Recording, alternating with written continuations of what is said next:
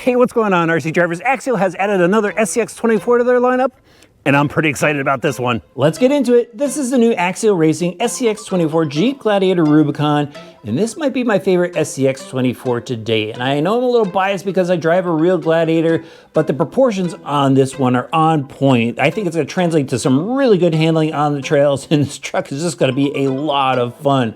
Now, before we get into all the changes on this rig in comparison to the other SCX24s, let's talk about the basics. It's a 24 scale 4x4 electric, of course, and it comes completely ready to run out of the box, all the way down to the AA batteries.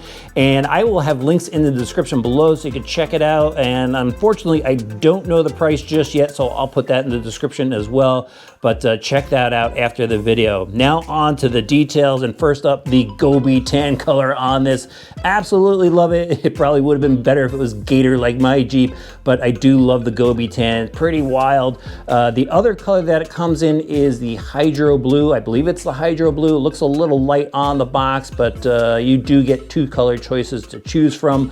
Like them both. Now let's check out this body a little bit closer. We got the 7-slot grille up front, the Rubicon hood. Love all the decal work throughout. We've got hinge decals, door handle decals, cowl decals, even window trim. The windows are tinted through the decals. Love that. They are clear. You can see inside. Love the matte black on the fender flares. Up front, we got the CRC bumper with LED lights. And let's spin this thing around so you can see the back.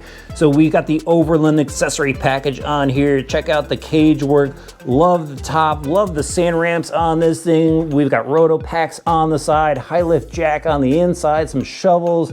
But here's the cool factor right here. Want to see this? Look, you go spin this little tab, and you could pull these sand ramps off and actually use them. That's gotta be really cool when you're making videos and stuff with this thing. Check that out, just slide those under the tires and just drive out of trouble. Absolutely awesome. All right, let's see what else. We've got the rear bumper is mounted to the body, and if you've been looking close, you'll notice that there is no body mount on here. There's a Velcro pad under the body that helps secure it. I'll show you that in a minute, but while we're on the outside, I do wanna show you the new tires. These are the new 2.0 Nitto Trail Grappler tires, and they are a little bit smaller than the ones we saw on the Wrangler and the Deadbolt, which give it a really good look. It looks much more scale now. You know, that bigger tire was pretty cool.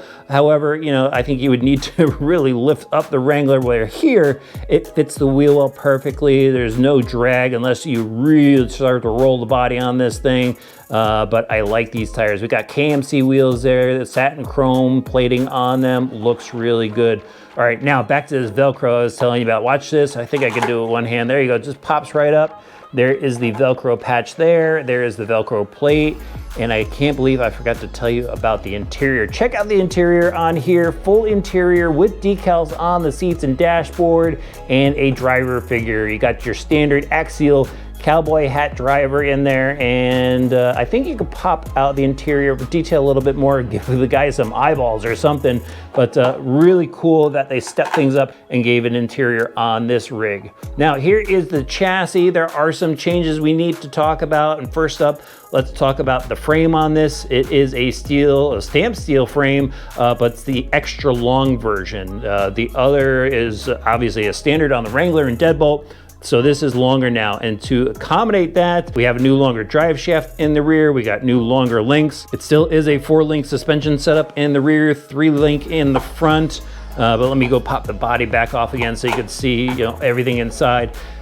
Basically the same shock towers, same cross braces throughout. There is a new rear brace here that also integrates as the body hinge. Much more support in this one than we saw on, let's say, the Wrangler. So I do like that upgrade. And let's just jump right back to the suspension again. Everything else is pretty much unchanged except for the rear. We still have friction shocks on here, but they use a 0.4 spring on the rear now, so you don't get that sag in the rear like you did on the Wrangler. So I like that update on this rig. Let's move on to the drivetrain now. Here is your SCX24 transmission case that we've seen on the other models. Still have the worm gear drive axles, front and rear on this, full ball bearings throughout the drive line, and steel axles front and rear as well. So it's a pretty stout drive line for this small rig, and if you're just going out and having fun with it, I don't think you're ever going to have a problem with it.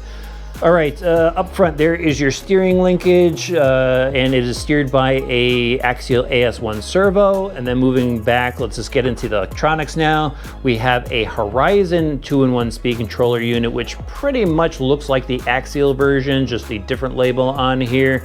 But this takes care of your receiver and your throttle action.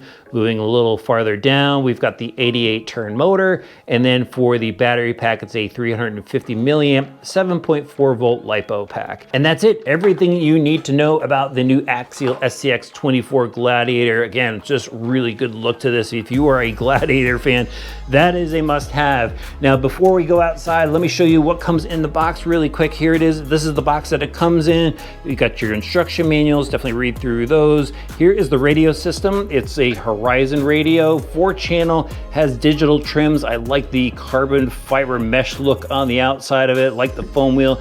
Pretty comfortable radio system for a ready to run. There's the AA batteries it comes with, the USB charger, a decal so you go throw that on the back of your car, and then in this little bag here, it's an extra drive shaft piece, body mount, and a hex wrench so you could work on the rig. All right, now it is time to go outside and drive the JTR. I can't wait to see this thing on the trails. It's a little snowy out there, but we're gonna have some fun.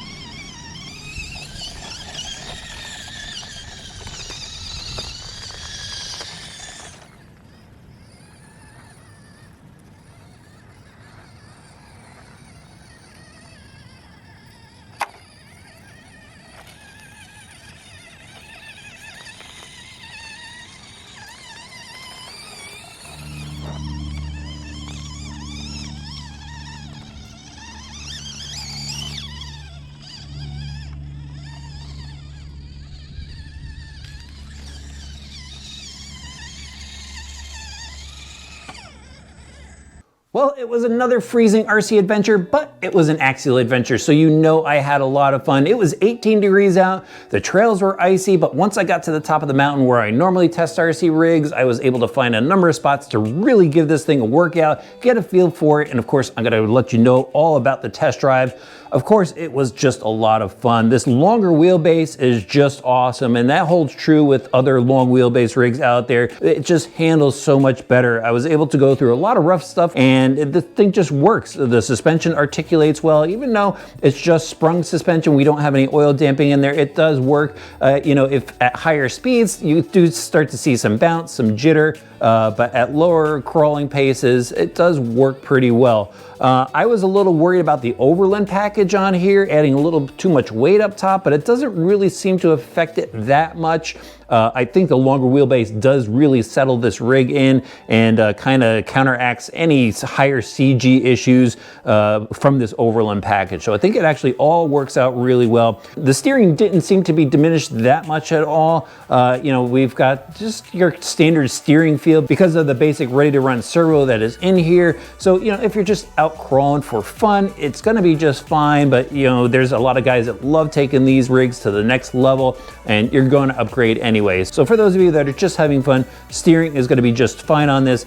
Again, handling is going to be great, and the throttle control on this is actually really good as well. It has a nice smooth crawl to it. Actually really like the descent braking. Seems to slow up the truck just fine, under control. And the only real issue is your approach and descent angle because of the bumpers on here. So like the real Gladiator, the rear bumper overhang will catch when you're ascending some hills. And this bumper that's sticking out in the front here, when you're descending, you can hang up on it. And speaking of hang-ups, actually, because of the longer wheelbase, you really need to watch your lines with this thing, because if you do get hung up on a peak type rock, you know, you will teeter on it, and you have to basically throttle out and wiggle your wheels to get off that teeter situation.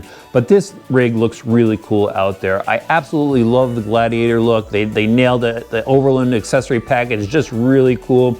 My only real issue with this is kind of the look of the front bumper and body. I was often just kind of fixing the front bumper here. It kind of just seems to sag down a little bit, and then the wires push up on this corner of the body, so you get this gap here. And you guys know I love making videos, and they have to be perfect, and just that little body gap there really got to me after a while, but that's something minor. This is going to be a great platform for builds. For those of you that just want to have fun, or maybe you have a Gladiator, you want to have a RC Gladiator to go along with it, this is a cool RC model to have. Absolutely love it. Had a great time with it. Again, I'll have links down in the description below.